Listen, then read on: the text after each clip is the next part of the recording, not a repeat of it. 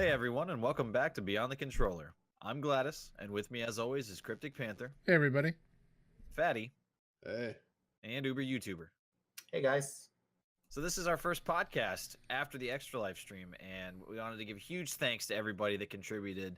We made a total of $415 going to cancer research, so fantastic. That's actually well above what I thought we would make. Figured Panther and Uber would just line their own streams. But we actually had a lot of people contribute to everybody, so I was super thrilled about that. I know all of us here are really happy about that. That's awesome, and donations are still open well into December as well. So I know that Uber, you're planning on streaming regularly and still contributing to Extra Life, right? Yeah, for sure. I think I'll keep the overlay going and just keep pushing for that $1,000 goal that we had set Awesome. initially. Yeah, I'm gonna try to do the same as well. I mean, I don't stream as regular, but I think I might do the same as Uber, keep the overlays, and I think what we should do is add your own links to your Twitch and your YouTubes and shit, so we can try to keep the donations rolling until the end of the year. Sure. I agree. And then aside from that, Extra Life, the organization, it said for the single day of streaming, it raised over $8 million total. Wow. Yeah. That's so a that big is number. fantastic news. Yes, it is. And then aside from the actual contributions as well, the unspoken contributions, everybody coming out and hanging out with us during the streams, just talking to us, saying, hey, big shout out to Meg and JY, of course. Those two were champs, and I know Meg stayed for the whole 24 hours. Yeah, she was there for a big chunk of it, yeah. Yeah, that was awesome, and coming and joining us and keeping us from being lonely, and just staying there for support. We appreciate that as well. That means a lot, just as much to us as the contributions do. So thank you guys sincerely and wholeheartedly for hanging out with us for the Extra Life stream. That was real special. We had a lot of fun, guys, right? Oh, yeah, had absolutely. Had a blast. Had a blast. All right. So, moving on to gaming news, we're going to get right into it here. The first thing I've got coming up is the Diablo Mobile game. Wow. Fell flat on its face at the announcement at BlizzCon. And it's been really just nothing but negative since the announcement. At the announcement show at BlizzCon during the presentation, there was boos from the crowd. There's a clip that went viral now of somebody in the crowd during a Q&A session asking if this was an off-season April Fool's joke.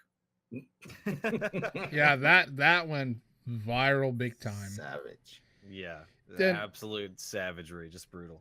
I mean, I'm not a Diablo fan. I never played Diablo. I know very little about it, and I'm probably not the one to speak on the opinions because you guys, Baker and Fatti, have played it. But the other thing that was mentioned during that presser or whatever you want to call it, whenever the question was asked if this was coming to PC, did you see the response from them on stage? I did. Yeah, they said everybody has phones, right?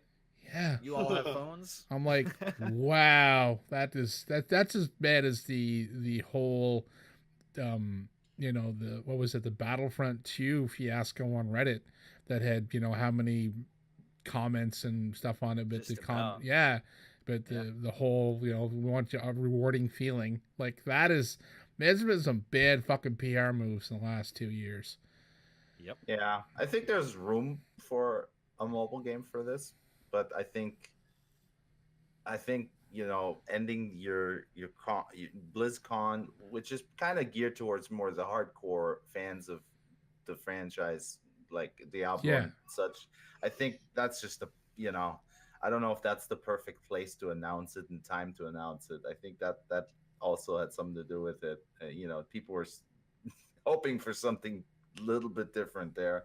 And I think the one thing I can compare it to is, you guys remember a while back when EA announced Command and Conquer on mobile? Yeah, that was People were freaking out too. But I think the Diablo has a more hardcore audience even than that. So, but there was a similar backlash to that as well. I mean, mobile games are a thing, but Well, it's and just there's as widespread as they are, I still feel like they're kind of a niche thing. You know, they're not for everybody. And totally. the blanket statement of, oh, well, you guys have phones, you know, like, okay, not all phones are capable of playing like high end games or highly developed games. You know, I know PUBG and Fortnite are both on mobile, but there's only certain phones that will be able to support, you know, a game of that size. Now I'm not sure of any of the specs for this and what type of phone you need or whatever, but either way, beyond that, even if your phone's capable of it, there's a niche category or number of people that actually enjoy playing these type of involved mobile games. You That's know, a right. lot of us have some time killers on there, or some, you know, while you're pooping, you'll play something. Sure. Um, but there's not a lot of people, I would say, that are willing to invest a lot of time, a significant amount of time, in like an actual like full on game on their phones. Well, Right. A lot of us don't have time to sit there, and then if we do, normally we're playing something else, you know, on either PC or on a console, or if you're going handheld, you've got your Switch option or 3DS. I mean, there's a whole slew of things that you could be playing other than Yeah. sitting on your phone there. And with how fast batteries die, I mean, I don't know. I'm not a huge fan of the mobile platform for serious games. well, I think it's I'd probably fall into the odd category. I don't have one mobile game on my phone, not a one. yeah, So I'm Yeah. one of the, you know, I mean the mobile games are huge, but I've tried a couple and none of them hold my attention at all to yeah. for me to Right. want to keep going back. Either it's oh, you got the small window to play the game, then you got to wait 12 hours or pay money, or even if it's some of the pay games that you know, that you might get a demo of, it's like after a while it's like this is fucking boring and annoying on a phone. I'd rather sit in front of my PC or my big screen TV and play. So yeah, I mean there's a market for it, but man, It's a to niche thing. And to while we're on this topic, I know this is not part of the. There's no article, but I did see a thing. You know how Apple revealed their new iPad Pro, and they had a presentation, and they show. You know, apparently it's supposed to rival One's graphics, Wow. and they showed off NBA 2K on the tablet, you know, but it had people of the 2K fans of the 2K franchise outraged because they want them to fix the game on console first before they start getting all fancy with the mobile games. And you know, even if you love the franchise, like the people that love Diablo, do you Yeah. really want to play it? A lot of them probably don't want to play it on a phone. I mean, it is No. no, No. it's that's the not, problem.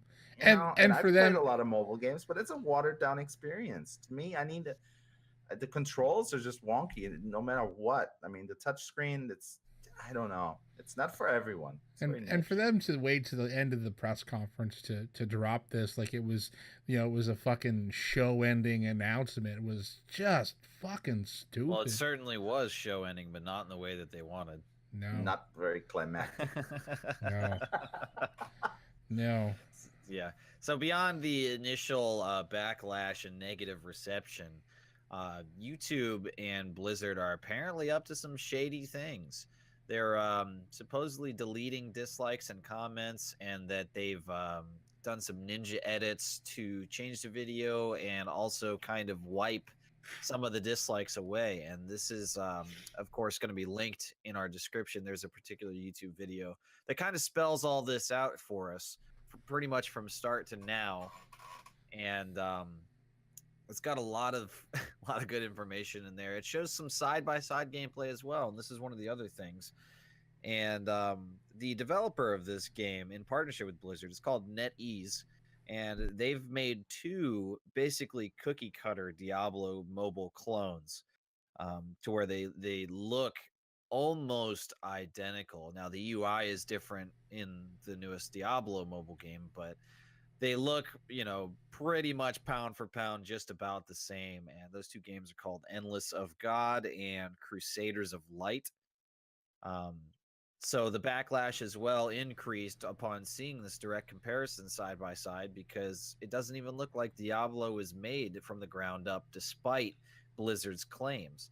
It looks like they've pretty much copy and pasted over gameplay mechanics and even the look of the games that NetEase had done prior to this Diablo release. So That's just kind of a screams, minimal effort there. Yeah. yeah, it screams lazy money grab to me.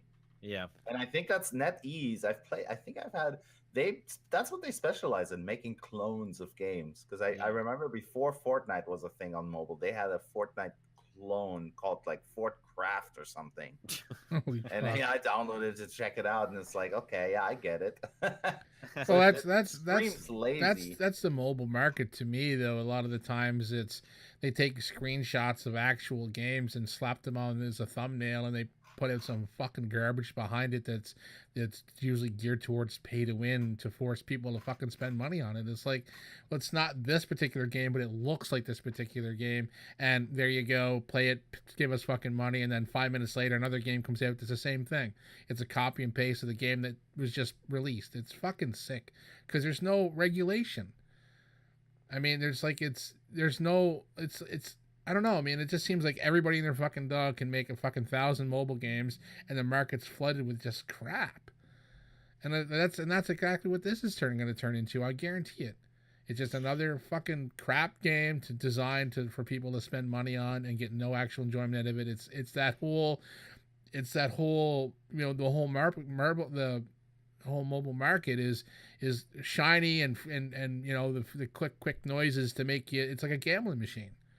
It's that whole loot box gambling machine fucking thing again, and that's what to me that's just what they're going for. So someone in the higher ups at Blizzard is like, oh, if we put out a Diablo mobile game, all our thousands and millions of Diablo fans will buy it into it and give us more money. It's fucking shit marketing, and they should be ashamed of themselves.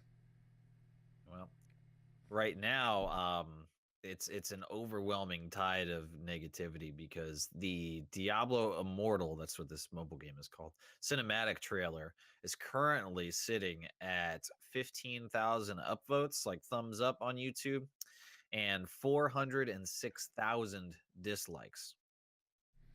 And that's and So this and that's like the second upload because this is the other yes, controversy was the fact that they had uploaded it, it got shit on, and they hid the video and re-uploaded it. Like fucking shady, man. yep. No respect. Yeah. So the cinematic trailer, like I said, that's a negative 406,000. And then the gameplay trailer, which they also released, has 10,000 likes and 159,000 dislikes. And that's just at the time of this recording. So despite apparently some ninja efforts or allegations of ninja efforts that they're trying to kind of hide how much this is being downvoted, it's still massively disproportionate in what people are happy and unhappy about. So just not a good situation. Really, really bad for Blizzard. A serious misstep in, I think, the development of a Diablo mobile game to where it's supposed to be just like Diablo. Now, if they had changed this in some way, and I even hesitate to suggest it, but if they had made a mobile game that wasn't the same setup as the previous Diablo games, if they had somehow changed the gameplay design or the core gameplay loop to where it felt more interactive from playing with the phone, instead of it looks like a Diablo game already, right? It looks like the controls and abilities and everything is about the same. That doesn't really translate well to me, control wise, to a phone setting, with touchscreen and you have to have your fingers on. Um, I feel like it should have been a totally different experience if it was going to be a serious attempt at being like a positive experience. And they didn't do that. So I think just design wise, this is a bad choice. And obviously, the developer's response to this was just in poor taste as well. So lots of negative controversy, and I think lots of it deserved. What do you guys think? Everybody's got a phone, right? That is the fucking comment of the year right there.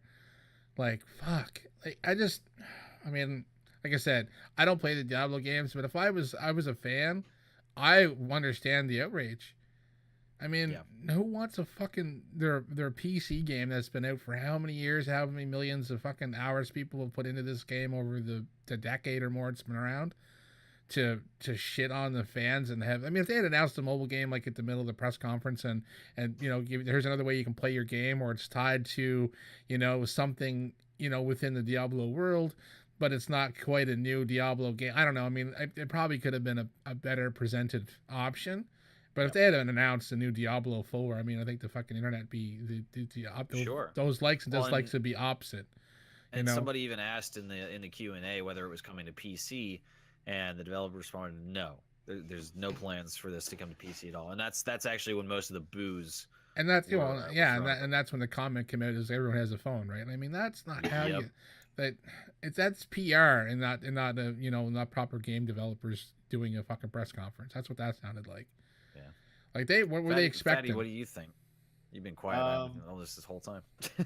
Yeah, I mean, it's definitely a shitty tactic, and honestly, announcing this the Diablo 4 is kind of a shit move, and same with the PC thing. I don't know. I'll try to keep it short just to try and save time, but I think it's really fucking shady of them. And honestly, they really need to take a look at themselves as a company and figure out, what are we doing wrong and why are we doing it? Because it seems like they've lost the sense of passion for it and are more just looking to grab some money, and it's shitty on them. So, yeah, fair enough. All right, so let's move on here then. Panther, somewhat. Well, I don't think these two games are related, but big releases nonetheless. Tell us what's going on.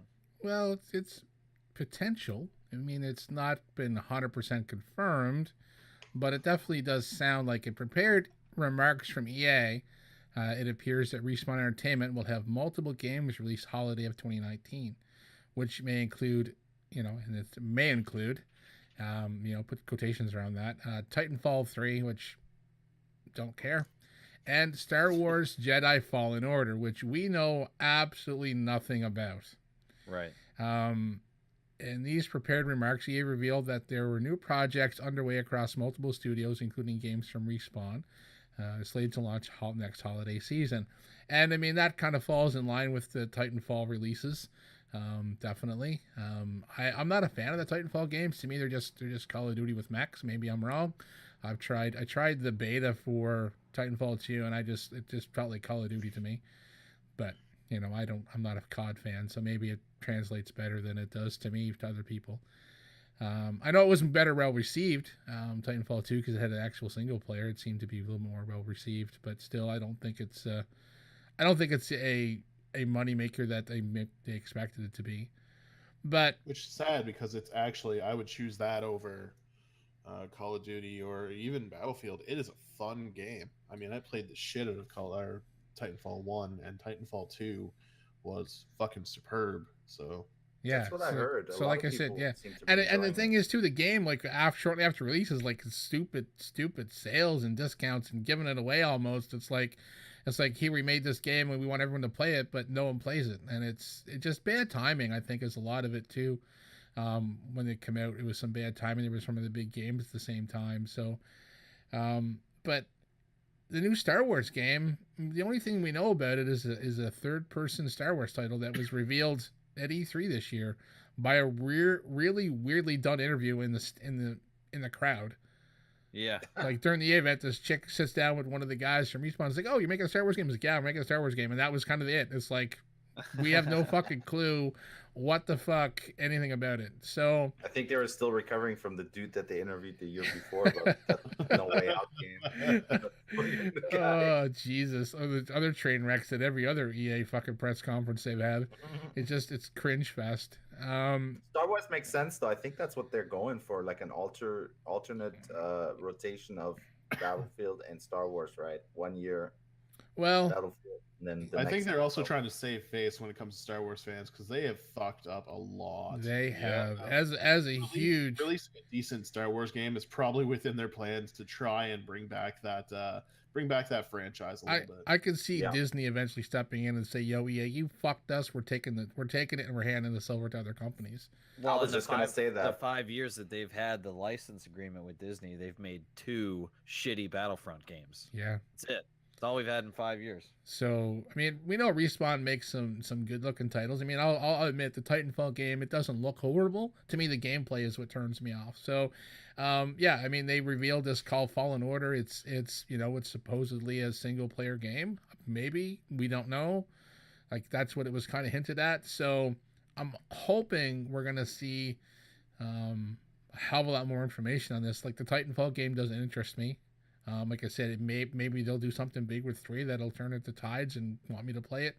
But I am a Star Wars fan, and I am wanting something that is a single player experience, or even if it's online, if it's an RPG style, I don't know how much of an RPG Right. I really want it to be. I but just don't want it to be an MMO. no, I don't want it to That's be. it. No, I want it to be. In other words, yeah. I mean, I'm wanting something that's not Battlefront.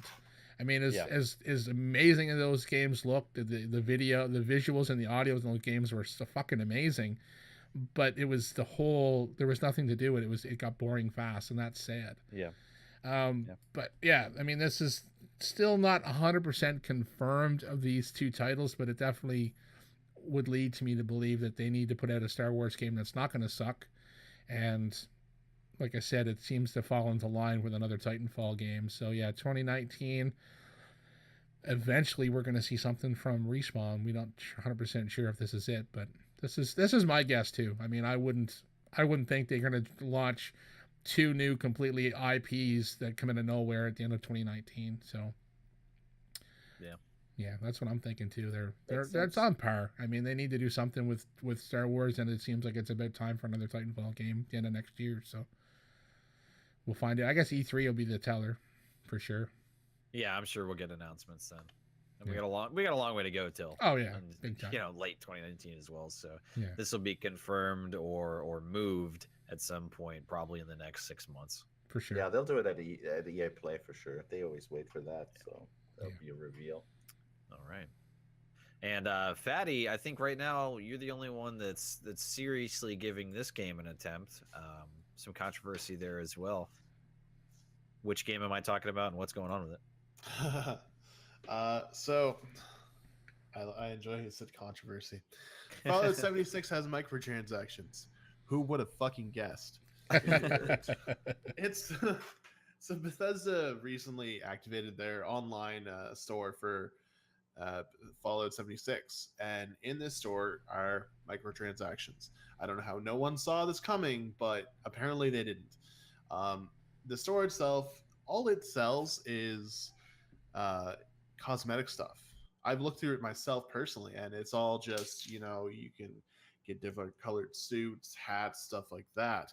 I'm listening. Yeah, exactly. When it was announced that they were doing microtransactions, like Baker said, it was kind of controversial. I mean, this is an online survival RPG game that you're playing against other people. So if you're doing microtransactions, it's very possible that you're going to get items that are going to make you better than someone else simply by paying. That was the fear. To calm the seas of worry, though, Bethesda dad Pete Hines explained that the only items that'll be for sale are cosmetic items and will in no way affect play, combat, or PvP. Like I said myself, I looked through the store. It's all cosmetic. There's really nothing to worry about on that front. It's basically just Fortnite. Kids are going to spend their dad's money to make their Fallout characters look hella fresh. Items in the shop can be bought with the in-game currency atoms, which you earn by doing different things, or it can be bought with real-life money. Atoms are kind of difficult to get, so you can buy packs of atoms. That's really how they make it, so they can make some money that way. If you pre-order the game, I know you get 500 atoms right away. I did. And from what I've seen, the items range from anywhere between 400 to 600 atoms per item. So I don't really know what it'll translate as in real money, but it'll be interesting to see how that goes. But worry not. The game is safe. It's only cosmetic. We're still good to go. What do you guys think? I mean, I played a little bit of the beta with you the other day. I didn't hate it. I don't know. Maybe I just wasn't in the mood to play it. That does happen with me sometimes. And there was a lot of stuff to try to do right off the bat. And it was like, I was kind of missing points. I didn't like their UI setup on PC. I mean, they could like getting into the in and out of the menus to me seemed like it was made by Riot Games. Like using tab to go back in the menu, and there was like one menu was opened up with a different key. It was like, okay, like this is, I'm not used to Fallout, so I don't know if that's the norm in Fallout games. But to me, it seemed a little odd. Some of the layout, maybe it's just me. But I mean, the game looked good. I mean, it looked really good for a beta. I thought it looked sharp. I mean, my PC played it on, I think, Ultra. So yeah, I had no problems. I didn't record anything. I was having issues to get Streamlabs to work, and unfortunately, I found out later when it was my fault. It was user error. But I mean, like the game looked good. I mean, I think it has potential to be something. But as for the microtransactions, I mean, duh. I mean, if it's going to be announced when the game doesn't have fucking microtransactions today. Yeah, I think that'll be more striking. But if the as game's like, we don't have microtransactions, the fucking world will end. yeah, I mean, it's being cosmetics only. I definitely don't have a problem with it. But if they make the items hard to earn, in other words, to force people to like, oh, I really want this fucking gear because it looks so cool, it's gonna cost me $50 fucking of real earned money. If they're cheap, like if you can get like 5,000 add-ons for like $2 or $3, I don't have a problem with that. Like if the microtransactions are fair enough to people, I mean, what else are you gonna do? I mean, it's cosmetics. I mean, to make them extremely expensive is wrong. But I mean, I have slotted opinions on microtransactions, but yeah, and I don't think they're going to be that hard to get atoms. I mean, I played for a few hours and I racked up at least a good 150 just by doing weird shit. And I wasn't really even playing the game that much. I was just exploring. So I don't think they'll be that hard to get, but they're like any other in-game currency, like V-Bucks or whatever with Fortnite. You know, it's hard to earn them, but it's easier to spend money to get them. And that's just the model people are following now. But my question, I guess, to you on this is, are they fair? Like, if you earn, like you said, you spent a couple hours and you earn like 150, does that get you anything? Or is it like, shit, this is going to be grindy as fuck for me to get this blue jacket because the blue jacket's 5,000? No. So the items were like, I think the highest one I saw was 600. Okay. So, you know, if you spend a couple hours of actually trying to grind out and get these atoms, you could get stuff no problem. I mean, okay, they're like ranging between 4 to 6 is what I saw in the store. So it seems right now, what's it cost to buy them now? What's it cost? That I don't know. Okay. I don't think they're selling them right now because it's only in the beta. So okay, all right. That's my biggest concern. If they're going to make everything extremely expensive, then it's and then the atoms are like, you know, to buy 500 atoms is like $5 real world dollars or $10 real world dollars. It's like, it's got to be balanced to me to be somewhat fair, but it's all about making money. Yeah, I mean that's every game now. I'm okay with it as long as it's cosmetic, you know. Yeah, exactly. I'm not fretting too much. I'm fine with it, but yeah, and I don't really like the idea of microtransactions in Fallout, but I'm also not going to move the goalposts that we've been talking about for a long time now of, you know, loot boxes and the gambling and microtransactions, and they're all different parts of the same conversation. So previously we've all, I think, agreed that as long as it's cosmetic only, while we're not thrilled about it, that's absolutely acceptable. Yeah, it's the world we live in today, right? Yeah. I want a leopard skin hat for my Fallout guy. I'm just happy we got to hear Fatti say "hella fresh." That was quite the. I couldn't think of any other way to describe it. So that was perfect. Awesome. All right, well, let's move on then. Some obviously exciting news for all of us. We can't get enough of this game.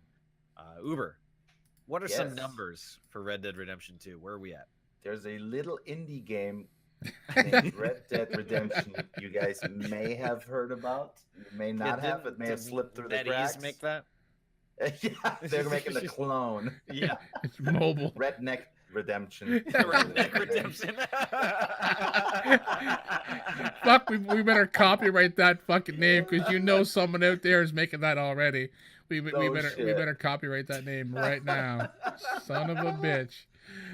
Oh man. So Rockstar Games is proud to announce that the critically acclaimed Red Dead Redemption 2 has achieved the single biggest opening weekend in the history of entertainment. Let that sink in for a second. Entertainment. Yeah, not just games, Not just across the games. board. We're talking movies, music, I'm sure is involved in that. With over 725 million in worldwide retail sales through the first 3 days.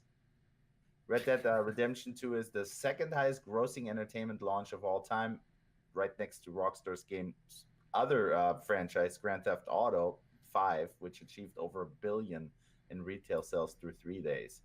So this article is about a week old, October 30th. By the time you guys hear it, it'll be a week old. So I'm sure they've surpassed the 1 billion mark at this point. I think that article's worded a little weird, where they say it's the biggest weekend in retail through across all entertainment, but then it says the second biggest launch in 3 days of retail sales. Like that's really it should be a week, because the that Red Dead released on different days of the week. The Red Dead release was a Friday and the GTA was a Tuesday. So they say sure it was a Tuesday. Yeah. Yep. So that's the way they word that is a little weird. They should say week versus 3 days, but yeah. It is a little confusing. Either way, both of those franchises, safe to say, over $1 billion in sales in the first week, I would think, right? Yeah. Mhm. Yeah. I mean, just incredible numbers. I mean, this is the game everybody was waiting for.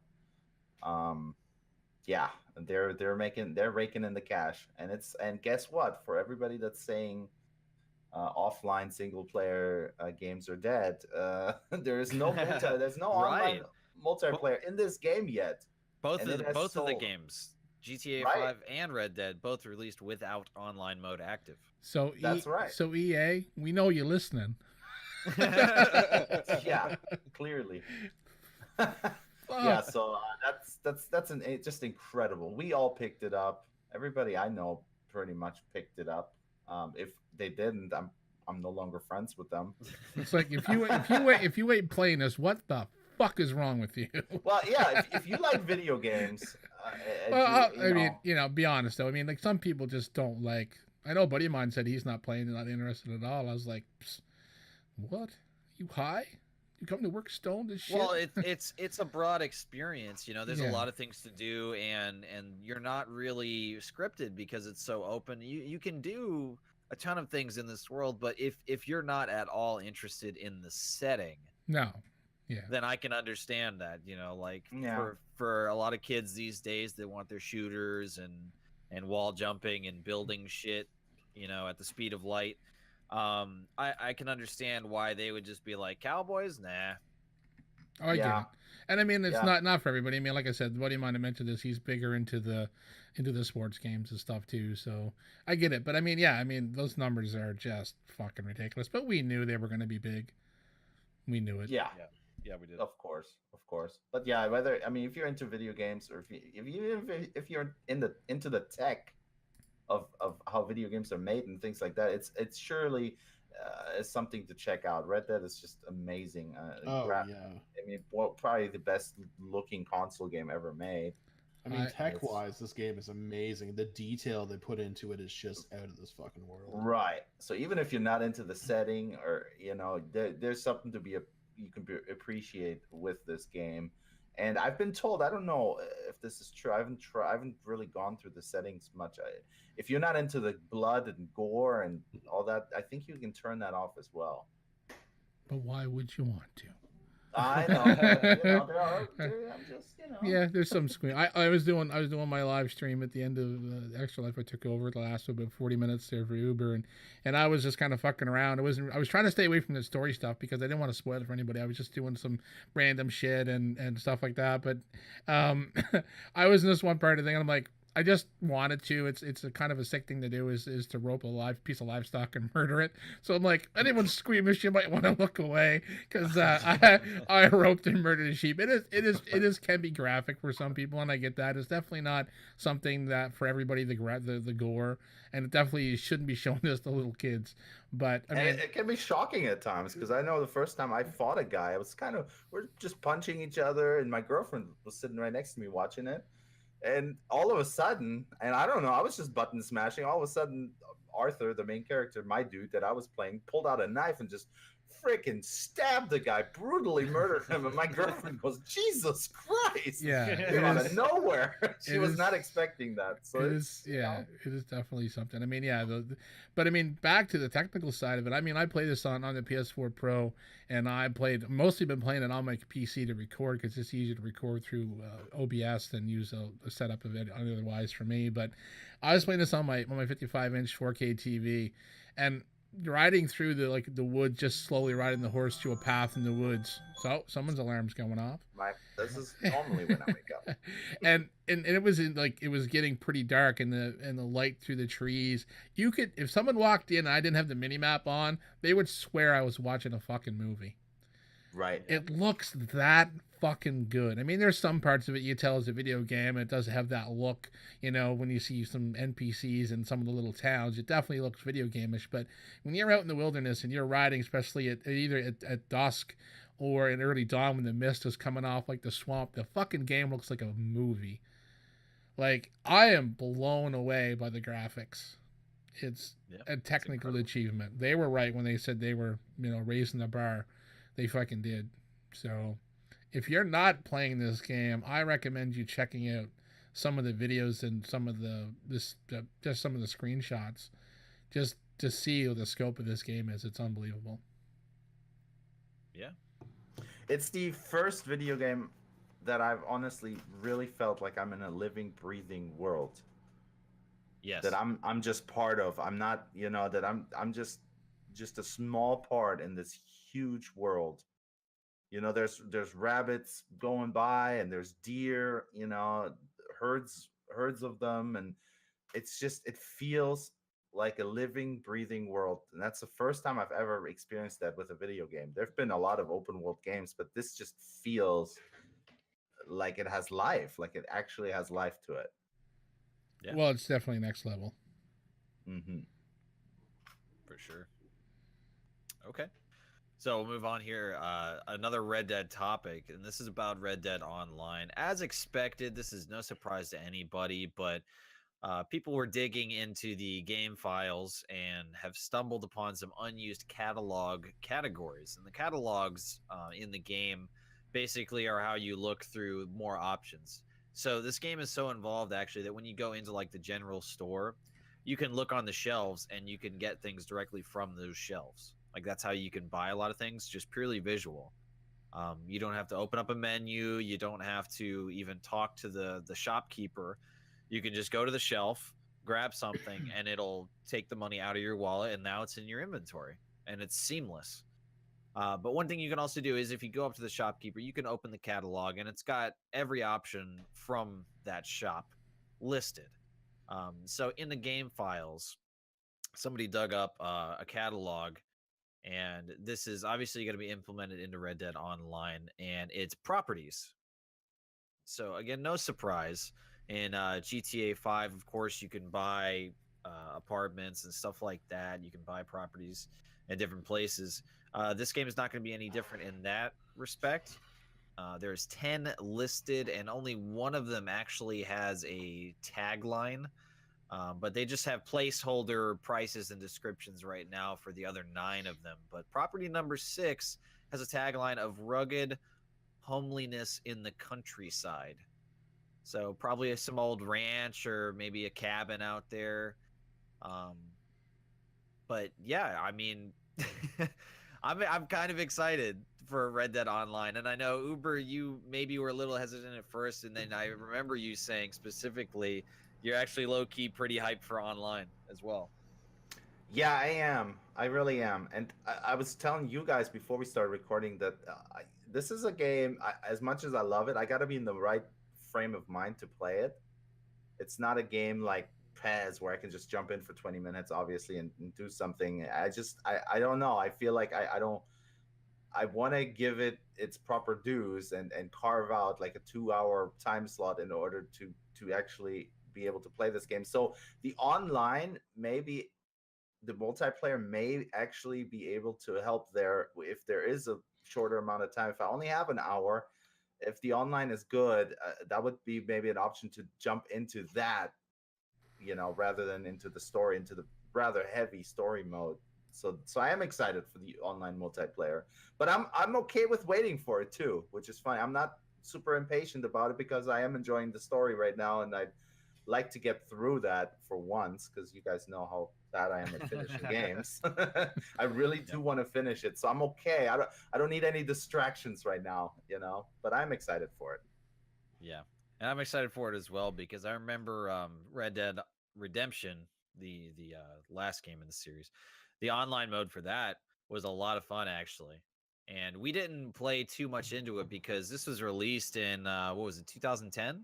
2010, yeah. Yeah, so it's kind of limited in what it was able to do on the PS3 and Xbox 360 back when it was released on those platforms. So I mean, it was still, a big open online world, but there wasn't as many options as I would have liked to Yeah. play with other people and ways to play with other people.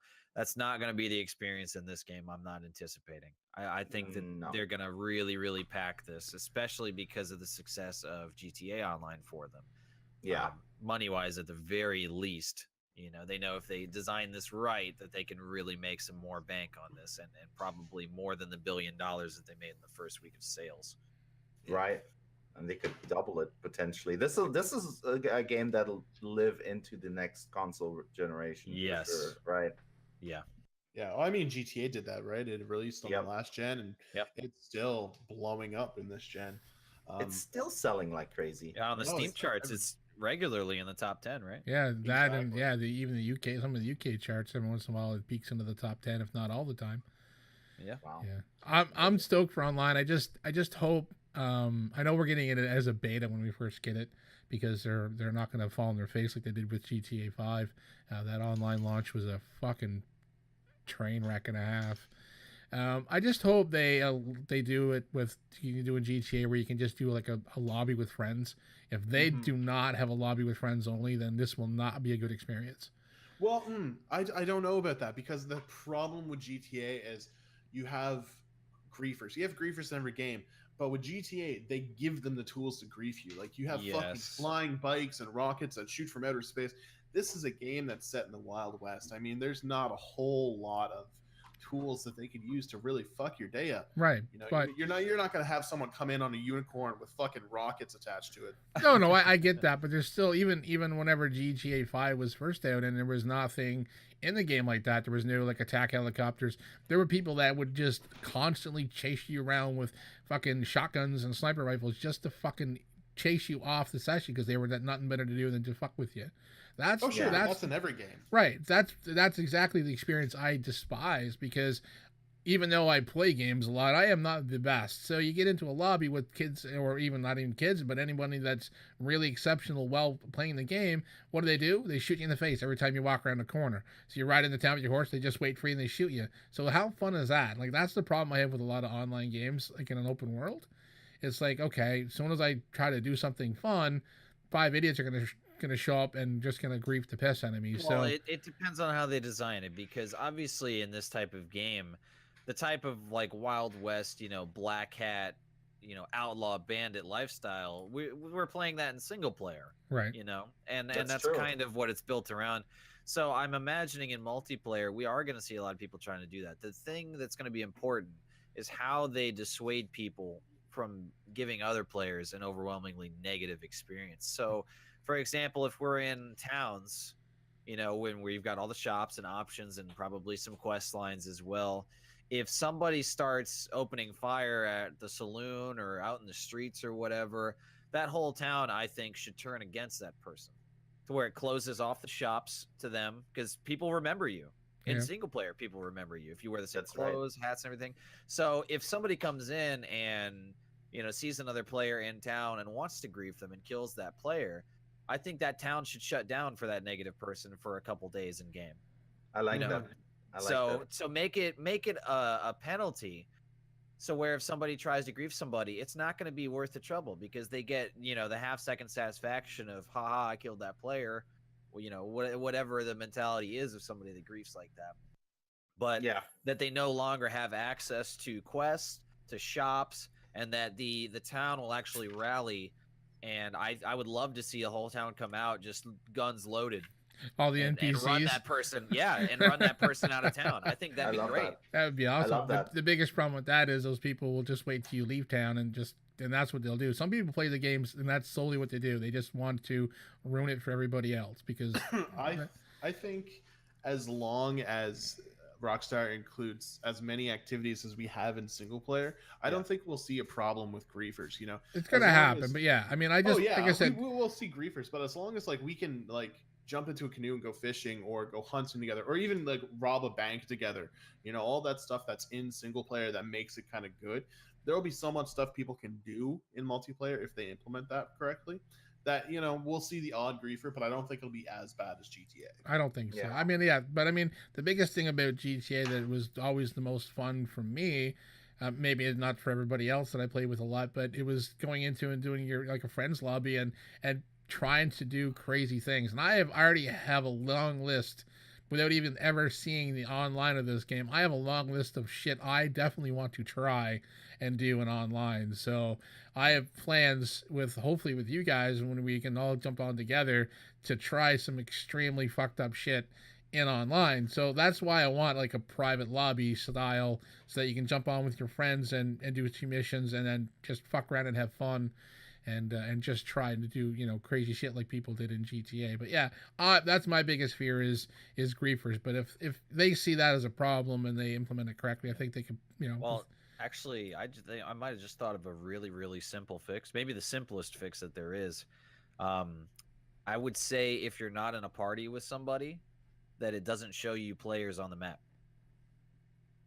Wow. Yeah. And right there, boom, you'd have no idea when walking into town because all the NPCs are busy. They're not standing there at the front of the shop waiting for you like robots, you know? Yeah. Everybody's moving, everybody's doing something. So if we weren't partied up, you know, maybe within a certain proximity at the very least, but I think on the map, it should not show dots like how GTA 5 does, Yeah. you know, to let you know that there's players over there.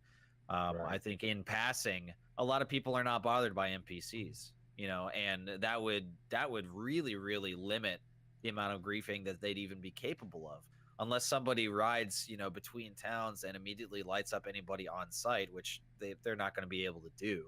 Yeah. Yeah, that if makes they sense. have no idea that's a player, then boom, right there, simple fix. Yeah. I mean, even you could take also bounties, right?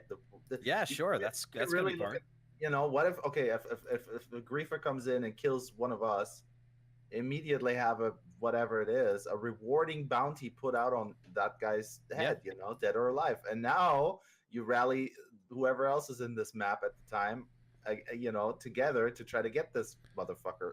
Well, yeah, if they use Well, if they use a bounty system like they do in single player, shit, motherfucker's gonna be broke and in trouble with the law nonstop. Right. Right. Well, But and you what would be really cool also to piggyback on that is if somebody does that, you can go to the sheriff's office in a town and they've got that bounty poster up there. But if they have some NPCs, like some bounty hunters there that you can join as a group to help you track that person down. Damn. So it's not just by yourself if you don't necessarily want to go by yourself. You know what I mean? Like give you the option, go up and look at the poster, and there's say a group of dudes that are like, you know, thinking, yeah, let's go take this guy out, but they're NPCs. And you can either choose, do it solo and try to get all the money yourself, or accept help and give them a little bit of a share. I like so that. if you're only playing solo and online and there's a guy that, you know, obviously is just outside of your skill level, or maybe he's got better weapons than you, whatever the case may be, if somebody kills you, you know, once or twice and you can't seem to get the upper hand on this guy, bring some of the NPCs with you. And now you've got a posse. Sure. That'd be awesome. That'd be awesome. I like that. I just thought this game would be awesome as a co-op game. Like if all four of us could play this story mode together. Right. How cool would that be? Well, hopefully that's the experience they're shooting for with multiplayer. I know Right. there's going to be quests. There's going to be things to do. Yep. Sure. Sure. Oh yeah, I can't wait. I'm stoked. Can't wait to shoot Panther's horse in the face. I really just want to go fishing. I know. I know. Reloading into the wilderness to go fishing. I don't know. I mean, I we bet have that Russian just seems fishing so for nice. that, Fatty. No, I think this is going to be some next level shit. Yeah, I want to play poker as well. Yes. Yeah. Oh, yeah. yes. Should have a poker night set up. All right, moving on here. Panther, some not really surprising news, but maybe a surprising number. What's going on with Ubisoft? Yeah, so this article, 35% of Ubisoft revenue comes from DLC and microtransactions. That's a big chunk. That is a big chunk. So the article goes on to say, it says, a little surprised to hear that a majority of Ubisoft's revenue comes from digital distribution. I don't think that's wrong. We've been used to digital games on PC for some time, and it's quickly becoming the standard across all platforms. What's more surprising is just these numbers break down and that how Ubisoft makes more money from DLC than retail. That's crazy to think that their revenue is that heavy. I think EA's be higher. I think if that 35%, EA's like, get on my level. I would bro. say for microtransactions, yes. From DLC, no. Yeah, I feel like true. Ubisoft is much more focused on expansive DLC, and Yeah. in the past few years, they've been doing a good job of that. That's true. I mean, like I said, I don't have a problem with DLC as long as it, it's you get your money's worth. I mean, if it's fair and well done. But yeah, I mean, it says Ubisoft made 745 million, that's British pounds, in 6 months, ending on September 30th. The only major release in this time was The Crew 2, though it does include all but the first week of Far Cry 5 sales. The revenue is still marked and increased 60% compared to last year. So that's some big numbers.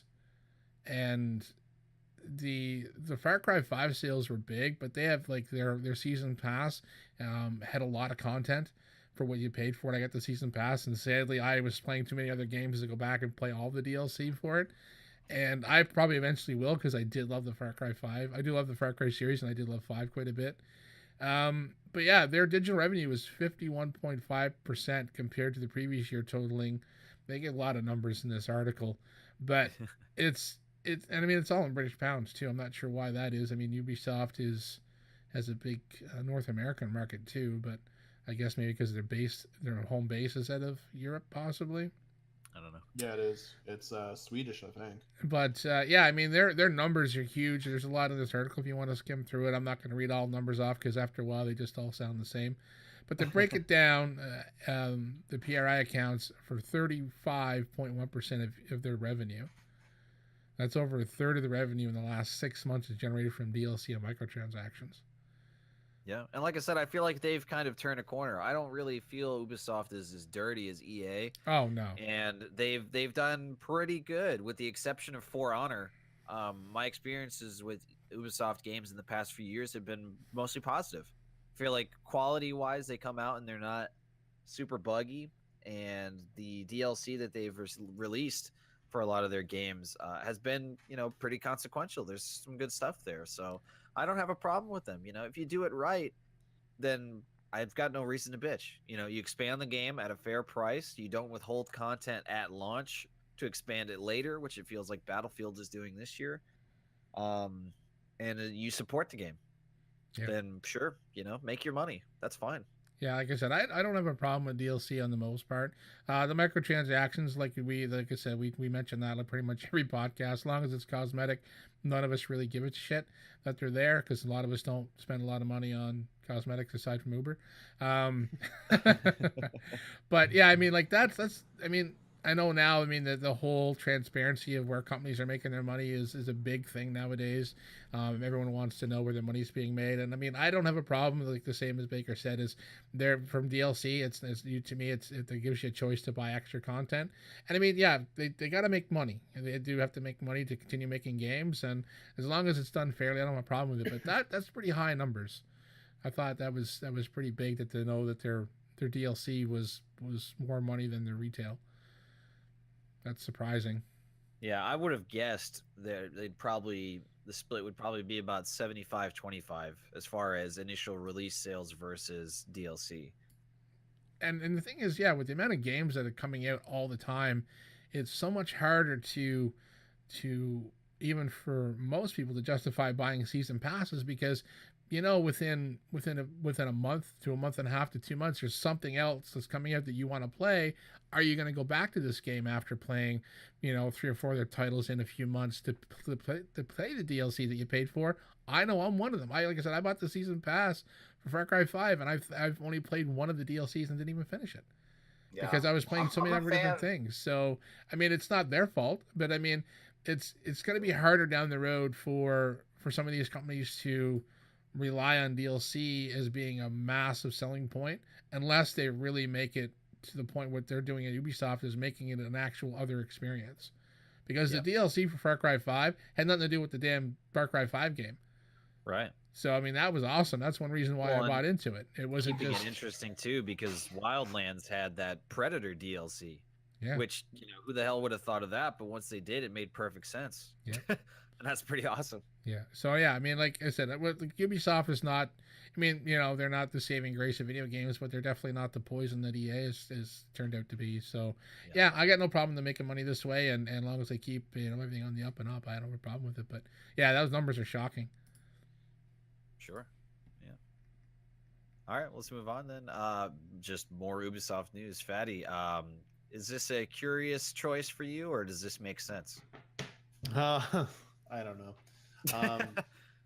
So Rainbow Six Siege fans are pissed, and I can kind of see why, but at the same time, it's not as big a deal.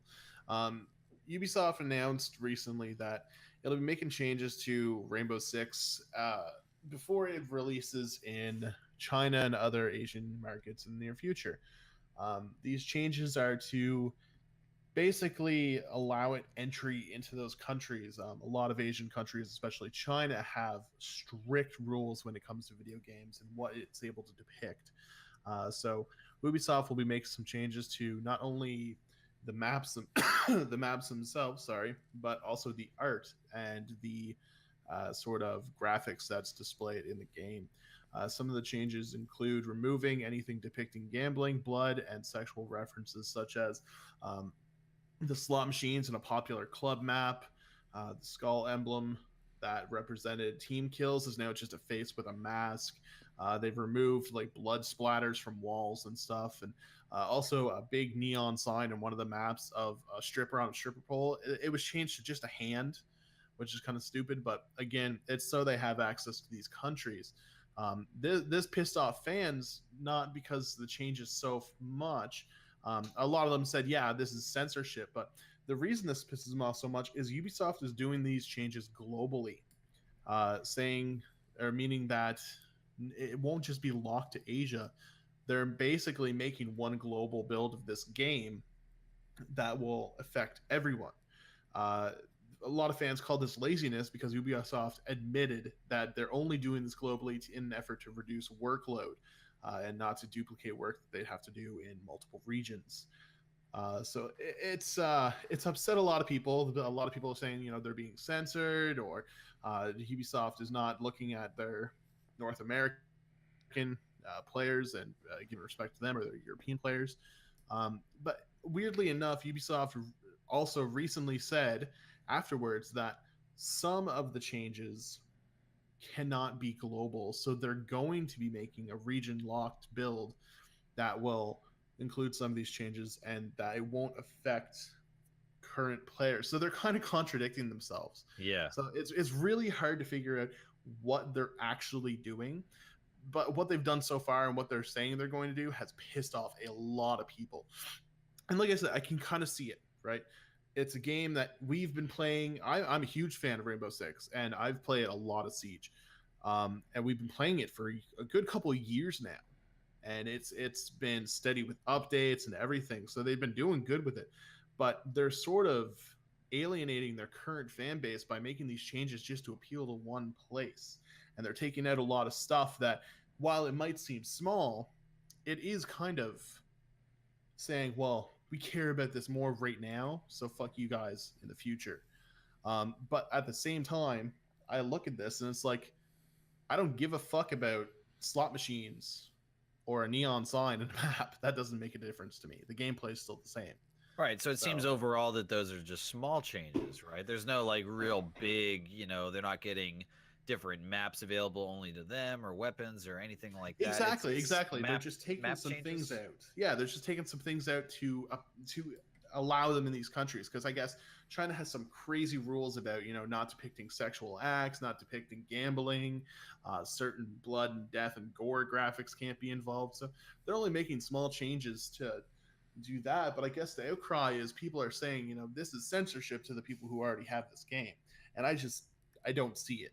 It still plays the same. It's still going to be the same game at the end. So why is this a big deal? What do you guys think? Well, I agree with you that I don't think it's a huge deal. But I also don't agree with Ubisoft's contradictory statements, to where they're saying that it's not being done all over the place to save basically just time and effort. But then they also, in the same breath, say that there are some changes that need to be on a region locked build.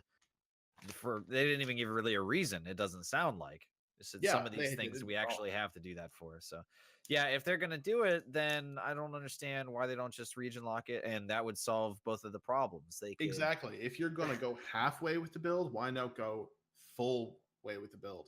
Make a region locked build. I understand there's more workload, but you're already half doing it anyway. Why can't you do that and just leave the normal one alone? Well, and it's not like they're a company without the means, and what would be the work labor required to do a full region lock build with those changes made versus whatever small changes they say is actually necessary? Oh, exactly. It's essentially a copy paste of the game, but with a few small tweaks. Yes. This kind of falls. I mean, it's not the same. It's not the same thing, but it's the whole swastika argument all over again. I was thinking that, but I wasn't going to bring it up. I mean, that's the thing. I mean, I did get it. It's not, the same identical fucking thing, but people screaming censorship. But I mean, it doesn't hurt the game. It doesn't play any different. It doesn't cause the game not to work. It's a graphic thing, and I get some people getting upset by it, but it doesn't make any sense to me why people get so pissed off over like the smallest things upset the most of the people. I don't get it. Well, and it's I'm trying to wrap my mind around the outrage from the gamer side as well, though, because if this is stuff that doesn't affect the game, if it's simply if we're playing Iron Sight and Fatti goes to look at his Big Mac picture up on the wall and it's no longer there, maybe he would rage at that because that's the favorite part of the game for him. Yeah, I fucking would. You better believe it. But I'm trying to imagine if there was a game that came out that we all enjoyed. So let's say maybe Red Dead, if they suddenly disabled blood effects. So it didn't alter the actual game play, and the game mechanics stayed the same, but it was just a visual thing. I actually, I can understand why you'd probably be pissed off about that. Me too. Because it does make sense. If they released a game, they had the confidence to put this out, and this is what the product is, and then years later, they're like, we've got to change the entire thing because this one area of the world doesn't like that. Yeah, that does feel a little unfair. I can understand that. Yeah, and you got to think too. This is a PvP game, right? You're in a squad facing another squad, so you got to think these things that they're changing, like the big neon sign or the slot machines. Those might have been used as sort of a marker to tell your partners where you are. Like, yeah, I'm staked out by the slot machines watching such and such door. Well, what the fuck are you going to say now? I'm staked out at this board with a couple bottles on it. You're not going to know where that is. No. You're going to know, if you play this game enough, you're going to know where the gigantic stripper neon sign is. You're not going to know where this hand sign is. That's not going to process in your head if someone tells you, oh, I'm camped out here. Long as there's only one hand sign, yeah, then you could say I'm by the hand sign. But yeah, I get it that it's not the same. And I mean, the blood spatter on the painting they show in this article, that's, to me, that's the least of the problems. The other stuff I get, the one with the skull where they put the mask on it, that's shouldn't be even a fucking argument. Who cares? You know, to me, it looks cool either way.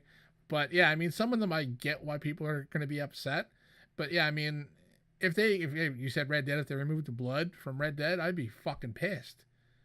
Right. Because that well, that's the thing that I think is it's the most relevant big release we're all playing, and it's something that's visual, but it doesn't affect gameplay. No, but I mean, like I get some of it. Some of it can be upsetting, and I mean, Fatti just gives some examples, and it makes sense, and some of them don't make sense. But yeah, it's fucking stupid. Ubisoft, get your shit together. Yeah. All right, guys. Well, we are just past the hour mark here, so there is more news articles that we didn't have time to get to. Maybe those will roll over into next week, but no, they won't. Okay, well, they never do. They never. We can never anticipate, honestly, though, because there's weeks where actually, we don't have that many articles, and even Panther, you and I have 2 Manda podcasts and completed all the articles. Yeah, that's so true. It's possible, and if next week is light on news, then we'll see. Yeah. I'm really disappointed we didn't get to talk about Snoop Dogg. Okay. Well, let's do that for 2 seconds. There's a fire-breathing Spyro drone flying across America right now to deliver a copy of Spyro to Snoop Dogg. That's fucking epic. The videos in it are awesome too. Like just go check it out. The link will be in the bottom. It's so fucking good. Well, there you go. We did it. Yes. I'm happy. The quickest we've ever covered a topic. All right. So once again, in closing here, we'd like to give a huge shout out to everybody that contributed and participated in the Extra Life stream. Thank you guys so much. We really appreciate the time that you spent with us and any money that you put forward towards the charitable organizations that we had listed. So thank you guys so much for that. Thanks for listening. Again, all the stuff that we talked about will be listed in the description of the video here, as well as SoundCloud, thanks to Panther's computer wizardry. And we will see you guys hopefully next week early for a new game of the week and the next podcast. So thanks, guys, once again, and we'll catch you next time.